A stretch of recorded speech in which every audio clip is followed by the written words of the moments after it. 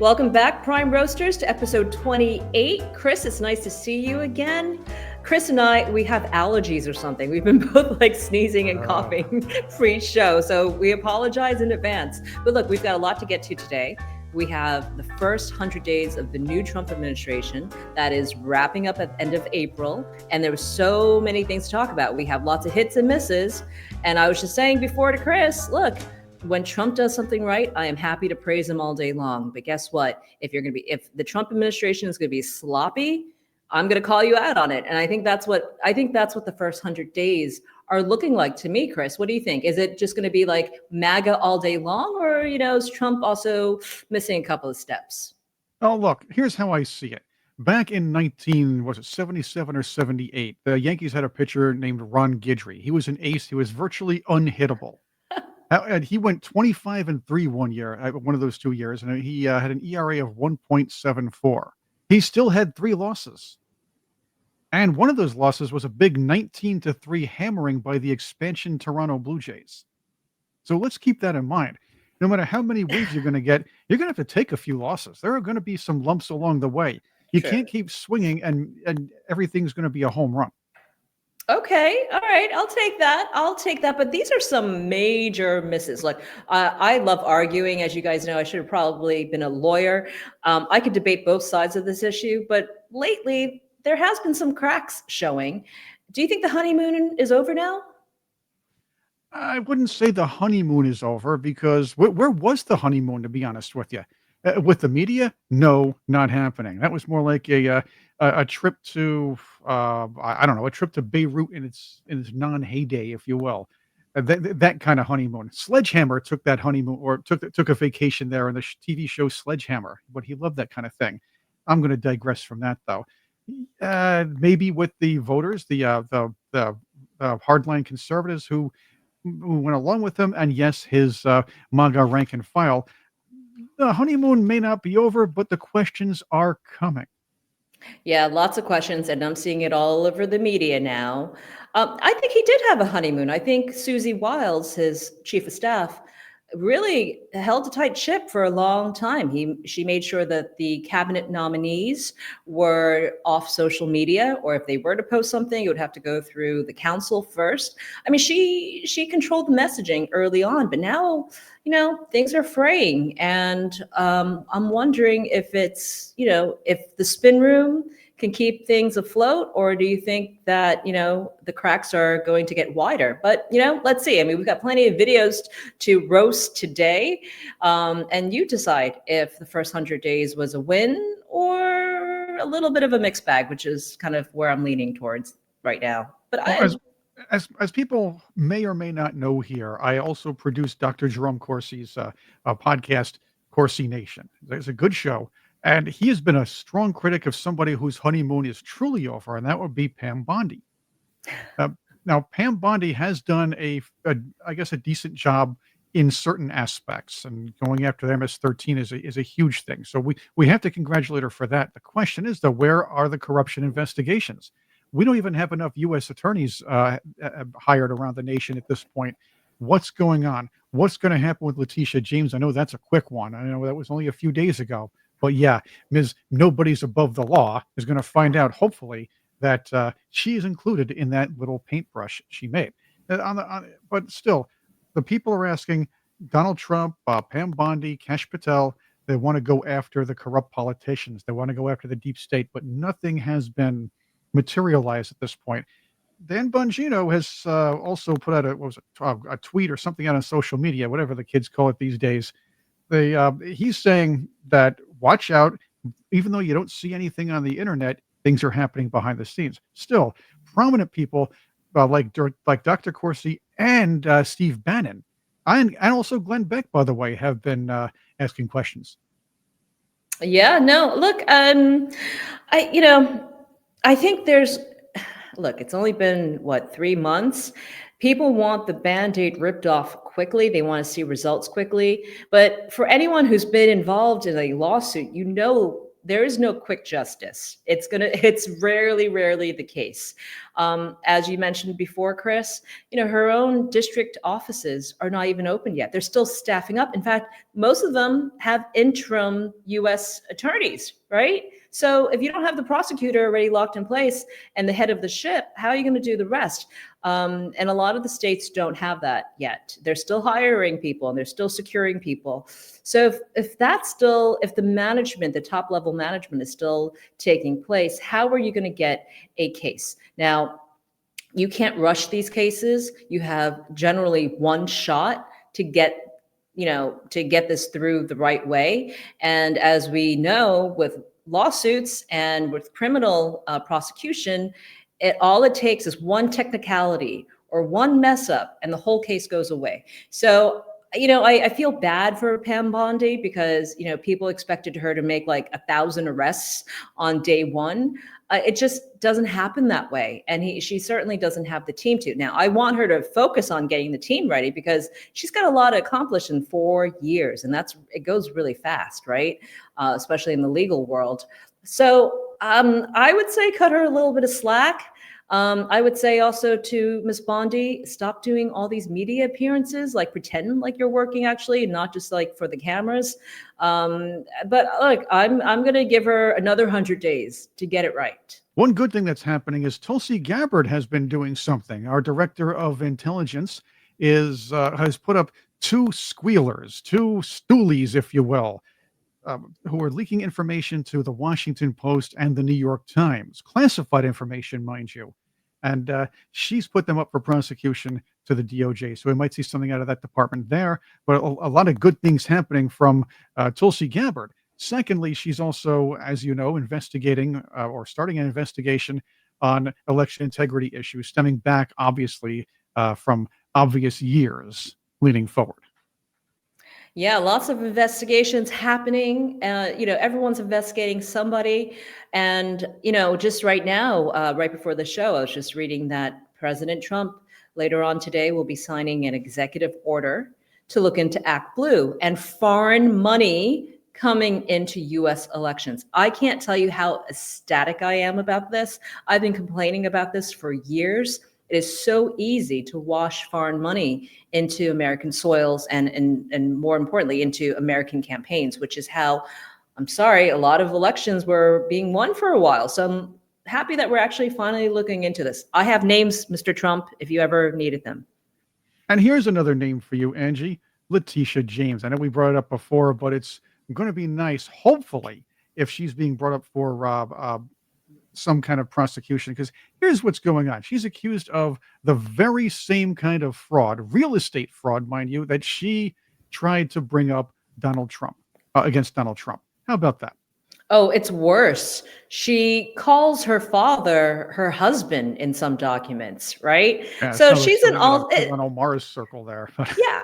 I mean, isn't this always the case? You always accuse your opponent of exactly what the crimes you're committing. I mean, this is like some weird criminal like mischief here because she had to know that she wasn't entirely clean before she started accusing President Trump of doing what she was doing. I mean, this is insanity. But you know what? Maybe she thinks she's above the law. Now, Yeah, see, no one's above the law except her. Well, a few people are. And Chris, I want to hear your opinion on this. I was just tweeting about this the other day. Governor DeSantis is getting looked at. You have Andrew Cuomo, who's running for New York mayor. He's getting investigated. And you have Phil Murphy, the governor of New Jersey, who's also being looked at by Trump's DOJ. And now you have Letitia James. I don't know about you, but isn't that exactly what Democrats were doing to Trump all these years? And now he's doing it. How do you feel about that? Do you think we should be above the fray, or do you think like, oh yeah, let's go? Well, first off, the trumped up charges against Trump, yes, pun intended, was all a part of orchestrated lawfare. That's something right there. And the idea was not to throw him in jail. The idea was to deplete it. Well, the idea was to try to throw him in jail. That would have been gravy. They would have Borsellino'd him. Anyway, but the real idea was to distract him, drag his name through the court of public opinion, and deplete his financial resources. Didn't Fact work. is, it never worked. They actually succeeded in putting together one long one long free campaign advertisement for him. Secondly, they made him a martyr because Yep. the charges were obviously phony, and they threw Yep. and then they made things worse by throwing people in jail merely for representing Donald Trump. Now we're finding out a lot of these people, Letitia James especially, who's screeching about this, and this nobody is above the law, and she's a champion of justice. She's the fraudster that she claimed Donald Trump is. Yeah, and look, it's sweet justice for sure. Um, I don't know. I don't know, Chris. I agree with you. And Democrats do this all day long. They just don't know how to play three-dimensional lawfare like Trump knows how to play. And you're right. I mean, they gave him his campaign. They made the courts his campaign, and that is why pretty much well, everyone voted for him. So yeah, good luck with that. But with Letitia James, she actually did commit, on paper anyway, some noticeable, I'm not going to say crimes because she hasn't been prosecuted for it, but certainly these allegations are pretty substantial and lots of tax fraud happening here. So I'd love to see this one go through. I kind of know Brooklyn real estate pretty well. And if she was concealing an entire unit, I mean, to be the AG of New York, that's pretty severe. I mean, this is not just like, oh, well, I'm just gonna forget this one room here. No, I mean, I mean, everything from fire codes to tax codes, everything is affected by this. Her mortgage, for example. So if she was doing this, she really should consider stepping down before it gets too hot. She won't because she thinks she's above the law. Remember, everybody's above the law except Democrats. Anyway, that's Yeah, another isn't thing. that weird? Isn't it time that we show them their own, hot sauce? Um, I can't wait. Look, I argue it both ways. I'm like, I thought we were above the fray, but maybe not. Maybe I don't mind this so much. So yeah, I just, you know what it is? I'm just exhausted from all the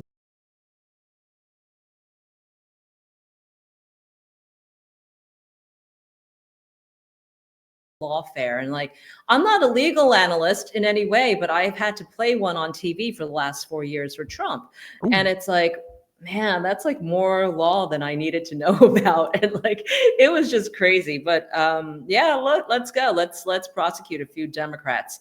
The smart ones are actually staying quiet, right? The ones that know that they've committed some like weird stuff, they're just like, staying quiet. Maybe some of them have even decided not to run for re-election, but I do find it weird that these governors and ex-governors are getting the same lawfare treatment right before big elections in November. And I don't know.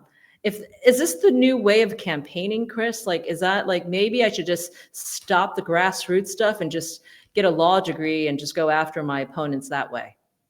oh, that's possible, but I don't think it's the right thing to do, to be honest with you. And we're going to find out that anybody who kind of does that, the lawfare game, is going to be is going to lose out in the future. This isn't lawfare is not law warfare when it comes to real crimes. This is what Letitia James may be facing. This is actual. This is true. It's not like you're trying to throw somebody. You're trying to label somebody a felon to screw over his or her campaign and have people on social media keep repeating, "The convicted felon to this, the convicted felon to that." Yeah, yeah, yeah. Well, as the first 100 days are showing, there are hits and misses. But one hit, Angie, is that he's having students or college students pay back their loans, and this is important because there was a moratorium on that for, oh, I would say about what I guess since the beginning of the Biden years. No, 5 years, about 5 years, the moratorium on it because I think he had the COVID time as well. But still, the loans were collecting interest. These kids were thinking, well, maybe we'll get forgiven. Honestly, uh, it's it's a double-edged sword because on the one hand, college tuition is expensive. On the other hand, does everybody have to go to college? On the other hand, do we have to? Do people who didn't go to college or have paid off their loans have to pay for their lack of paying? Yeah, and what makes it worse now is that Trump is canceling a lot of the federal fundings going to the Ivy Leagues. And those college tuitions are uber expensive. But yeah, Harvard is fighting back, and even Columbia now has did a reversal. They're no longer going to just let Trump bully them. They're standing Well, now with Harvard and saying, okay, feds, We don't want your money. We can actually outlive your 4 years in office. Keep your 2.2 billion. We've got 53 billion in our endowment anyway. Who's going to win that fight, Chris? Is Harvard going to win that one, or is Trump going to win that one? Well, let's try this. I'm going to give you something else here. Qatar has been funding Harvard pretty heavily too. Okay. Yeah, so you're getting a lot of Middle Eastern nations and a lot of foreign nations. Money from foreign countries is feeding Harvard University. Also, I believe right behind there is Cornell. So there is a lot of foreign influence going in there, and this is why Oh, you probably see what you've absolutely. been seeing there over the last many years. Yeah, they can live without certain money, but the fact is, financial aid money goes towards students' tuitions there as well. Yeah. And this is where it could hurt Harvard. This is where it could hurt the Ivy League schools. That's Yeah. something that's important because a lot of times the regular tuition, the high tuition, people who can pay those are subsidizing those who cannot. But yeah, they still need government money coming in to help pay for those tuitions, and that's where the hurt might lie. It might take a couple of years, but that's where the hurt might lie. And it's just a matter of you can still be inclusive and you can still try to recruit students from less advantaged neighborhoods, and that's fine. But the idea of instilling oppression politics and indoctrinating young people to become crazy loony liberals, that's an issue. And bringing people in like Claudine Gay, and she, by the way, she's still there making what high six figures. Well, she's no longer the president. Right, It's but she's still now making a load of money. Garber, who's the Right. president of Harvard. But yeah, she's still a tenured professor, probably, or some sort of senior staff member. Yeah, but look, I mean, I don't.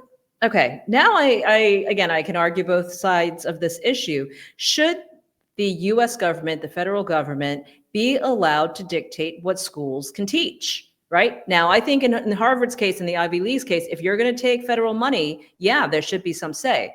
But you're not going to say this to a different university, let's say a religious university, for example. You don't dictate their missions policies, their curriculum, or their hiring, which is exactly what Trump wants to do at Harvard. But I almost think, you know what? I don't know if we have jurisdiction here other than the federal funds. We shouldn't really get into it. If you don't like the school and the teachings, you don't go there, right? That's how, as a parent, that's how I'm choosing schools. But I don't know. I think Harvard, that's been around since what, the 1700s. I think it's going to survive. We'll see what happens. However, the issue really is should people who didn't go to college or should people who paid off their loans be subsidizing or paying the loans for those who didn't and those who went to these colleges to get useless degrees and they come out of there. I understand that some politicians will say, you're investing in our youth. All right, I'll say that. If you're investing in young people who could not normally afford to go to school, and they want to get into the STEMs, go to MIT or something like that, and come out with something really useful or to help the country, humanity, or help out medically as doctors. Yeah, I guess that's an investment that can be understandable, and we have a system in place for that. But I'm not going to sit here and watch people whine about having to pay for their gender studies degrees because they realize that they can't find a job with that useless piece of paper out of a diploma mill. Let's hear. There was one millennial there's a lot of them, but this one whining about not having to pay their loans, and it's funny because let's equate it with what we had to do when we were getting out of college. Well, they just dropped the student loan bomb. Fuck. The federal government just announced that it's coming for your loans, and collections begin May 5th for student loan debt. If you're in default, they can garnish your wages, they can take your tax return, and they can even take like your benefits like Social Security. And if you still can't pay it and you default, they're going to send you to collections. By the way, that was the way it was when I was younger. We had to pay off our student loans the moment we got out of college.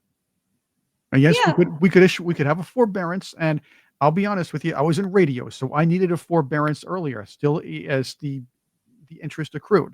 However, I found a way to do it. It took longer than I wanted, but I found a way to do it, and nobody helped me.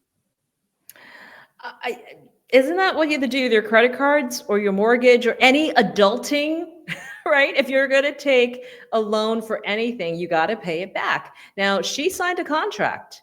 Was she hoping to get out of that contract? Does she have to work now? Oh my God, Chris, do they have to actually jump into the workforce and like pay back their bills? I don't, it's one thing to not like it, but then to take to social media to complain about it. You think this girl's going to get a job?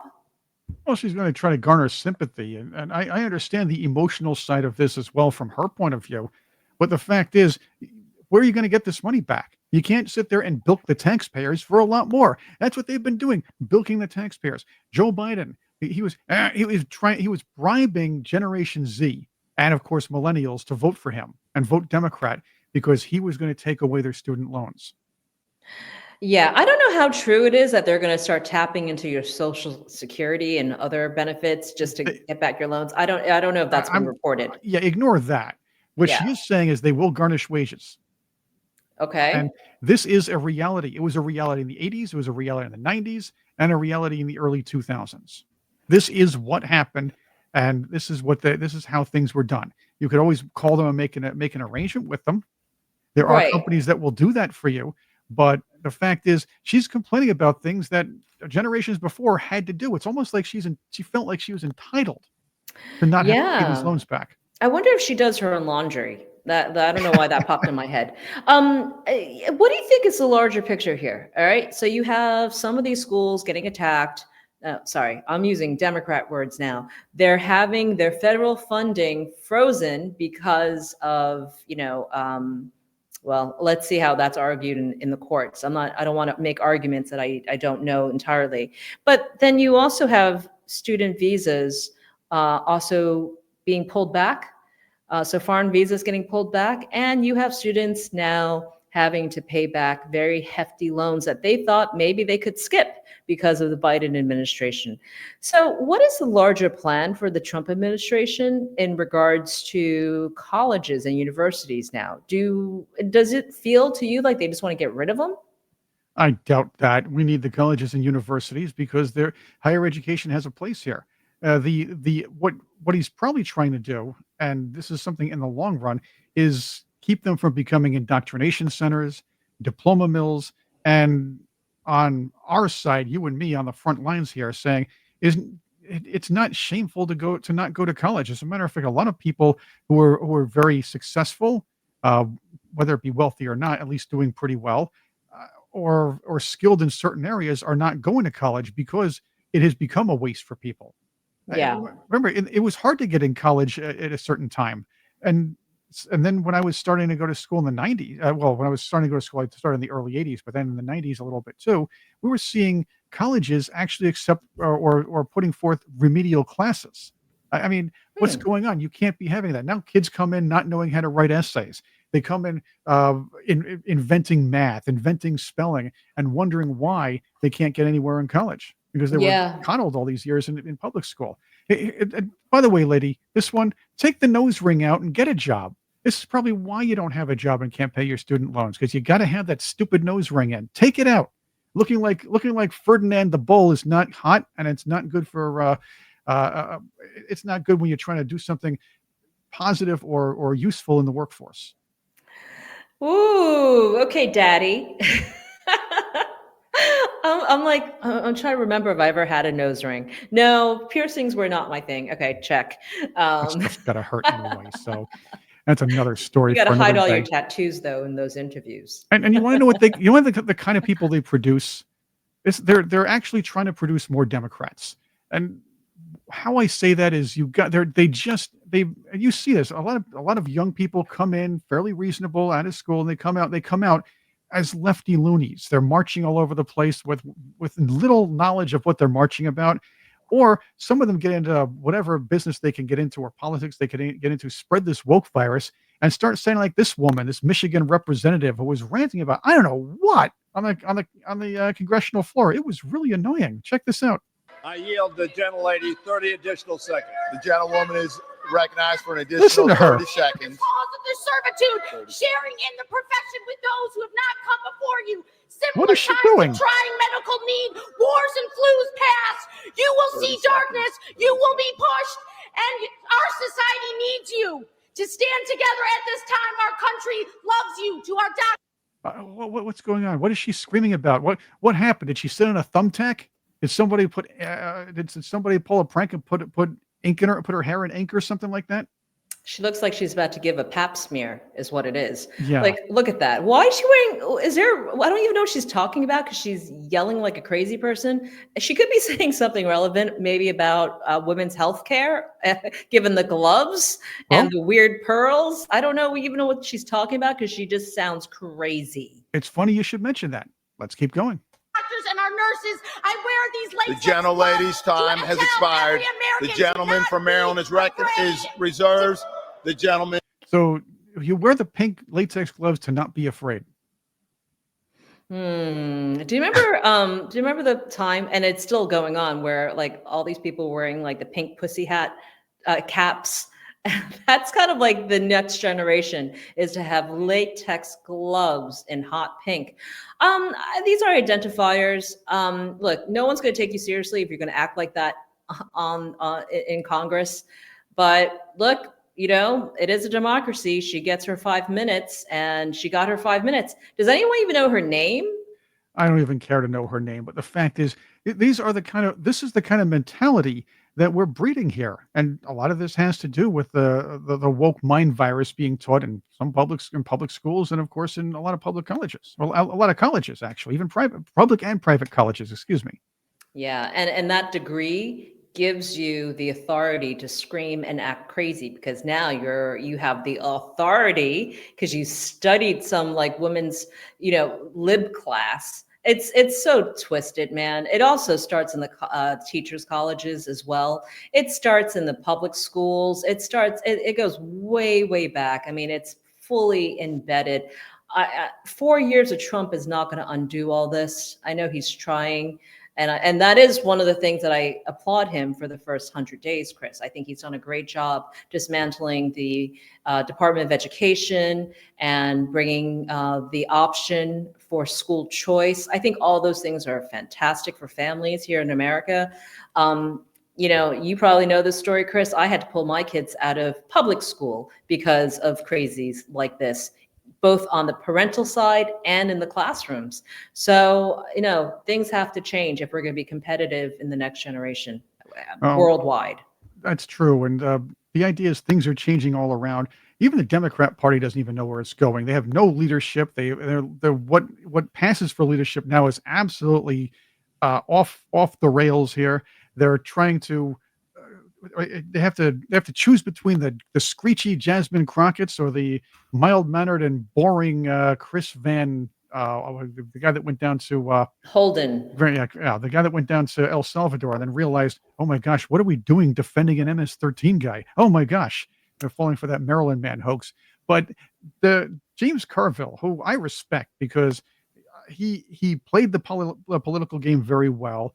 He knew what leadership was. He knew how to maneuver people. He knew how to manipulate emotions, and he also knew how to basically knew what issues people cared about. He stood up there and he said what we all know, and we've all probably said a few thousand times. David Hogg is a twerp, but now he's a leader of the Democrat Party.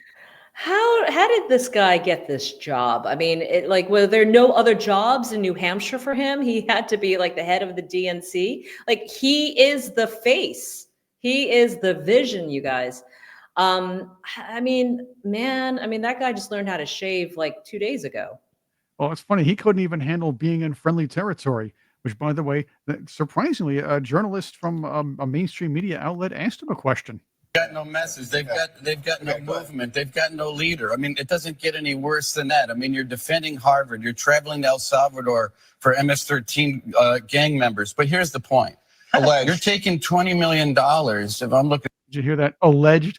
The guy is in MS-13. MSNBC. That was pretty close. That's pretty close. That's good. That's a nice slip. Chris, I had to think a lot about this. Well, one, there's such a thing called the Logan Act. You can't just go and represent, the United States for a foreign entity. But two, Democrats they're doing this for the photo ops because I can see now what they want to do during the midterms. They're going to spin this whole, like all these ICE deportations these hard immigration stances from Trump, they're going to spin that on him because you know why? They need the Latino votes back. And I'm seeing it here in Miami, in my own communities. It's bad. And I've been saying this for a number of weeks now. The MAGA policies are not a one size fits all. It's not a good thing here. And I can see it in various, I guess, blue cities. Miami's hopefully now a red city, red-ish. But, where there's a huge Latino population, you're seeing these ICE deportation buses. It's a scary thing for these communities. And on Spanish radio, whoever controls them, you have warnings, right? They're telling you where the buses are, and kids are not going to school because parents are afraid once, they drop off their kids at school, they're going to get picked up by an ICE agent. Hold on. They're sweeping gangs, they're sweeping criminals right now. This is all propaganda set up by the left, where they're saying, oh, be scared, be worried, because they're going to round regular American citizens up and deport you. All right. You know what? That's the plot to Born in East LA with Cheech and Chong. All right. That's a movie. That's it. That's the plot to an old comedy movie. It's all about fear mongering. It's right. All about fear mongering. And you know what? Sadly, it may be working. I don't have polls saying it, but I'm looking on the ground what's going on. Latinos in my community, they're kind of scratching their heads like, what did we just vote for? Well, hold on. Let's say the alternative's still bad. Let's listen to this a little bit more, because here's what Hogg is trying to do. He actually put a whole crap load of money, and I forgot how much it was, towards the DCCC, and they're looking at primarying, and that's what he wants to. He wants to primary safe-seated moderate Democrats and replace them with ultra progressives, or I should say the far left, if you will. That's infected the party for a while. That could really hurt the party. You could see a lot of states, full states, and maybe even some blue areas think, holy crap, are we going to vote for this guy? We can't vote that far left. They might stay home or even wind up voting for the you'll say MAGA candidate. But the fact is, what really MAGA is what the Democrats were in a lot of ways 20 years ago. Now, let's hear more from the Hogster and, of course, this exchange. Someone, my vice chair of the RNC, taking $20 million for another effort. It's $20 million out of the DNC's pocket. You can't be on the board of the Fishing and Forest Company and on Greenpeace at the same time. There are places for groups to hold the party accountable. I think it's right. Yeah, let me push back against that. This was not an MS-13 gang member, and you damn well know that. Oh, what a liar! Oh, come on. He was not. Okay, and so keep defending this guy. The administration admitted this was wrong. Boy, this isn't going to age well for him. I have to tell you, this guy was MS-13, and the documents are out to prove it. But he's got to spin it, right? Because how could Democrats defend a gang member, a gang well known for killing Americans, right? And all sorts of violent crimes. How can any Democrat do it? But they have to do it. Yes, I agree with you. But they also have to do it because I believe a lot of these people are uninformed. America, we have due process, and we are a land of law and order. We are a land of law and order. Except for the immigration policy, but or at least the Biden administration policy. This administration is repeatedly showing time and time again they do not care about what the Supreme Court says. They do not care about the rule of law, and you cannot defend sending people to another. All tropes, all lines that were pre-programmed into his brain. Yeah, I mean, those are all the talking points I've been hearing all week as well. I don't know if this is a good spin. Because time and time again, Democrats are saying we care more about criminals than we care about our citizens. They've been saying this for the past decade, and they're still continuing with that line. Why do they have to protect criminals over citizens like myself? I don't understand, because no one's voting for this. And we saw the referendum in November 2024. Americans don't care for this, but yet they keep pushing the same line. So why? Why, Chris, do they need to have criminals over citizens? Well, likely to keep us distracted from all the stupid things they're doing as well, the things they're trying to do to screw over the world. Like, did you hear about what's going on in the UK? By the way, this is a Bill Gates machination as well, so we've heard about that here. The UK is greenlighting experiments to, get this, block the sun or at least dim it to stop what they call global warming. Well, it all depends. Is it global warming or is it global cooling or is it climate change? It all depends on what the weather's like for each year. They're called sunglasses. I wear mine at night. Okay, they want the earth cooler. I don't know, man. This is like a joke, a prank that went way too far. Don't you think? No, and I mean this because there's an issue that I'm looking at here locally. The real estate market has depressed a lot because new buyers can't get insurance, especially flood insurance. It's a big problem here in Florida because of all these 10-year projected maps that show like AOC fantasies like, oh, Miami's going to be underwater in 11 years. Okay, well, that was 11 years ago. No, 12 years ago.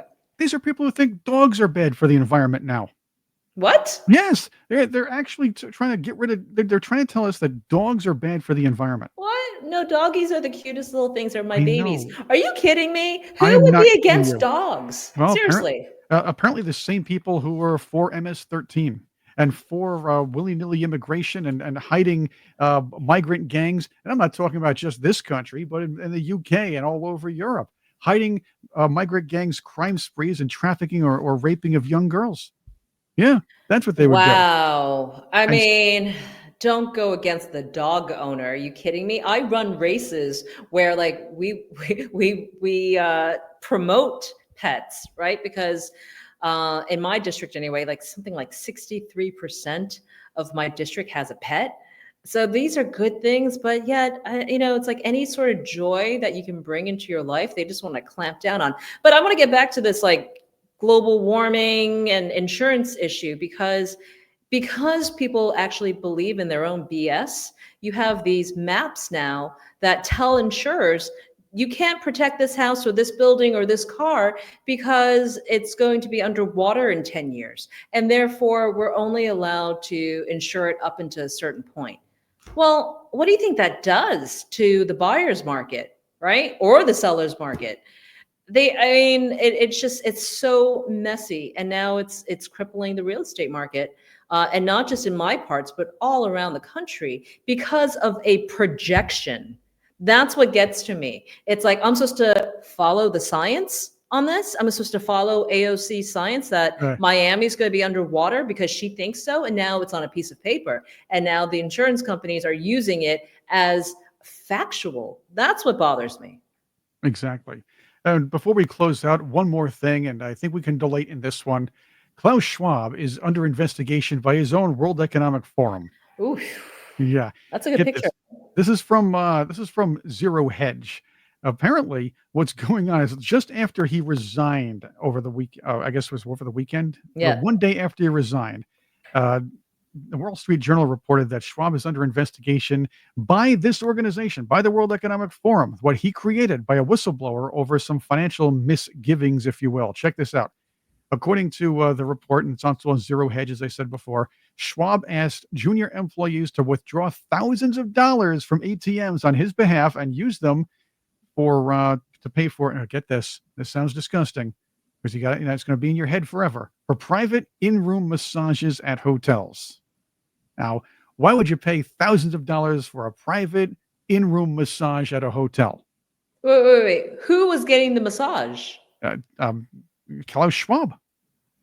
But he would get young employees to pull out money so that he can get a massage.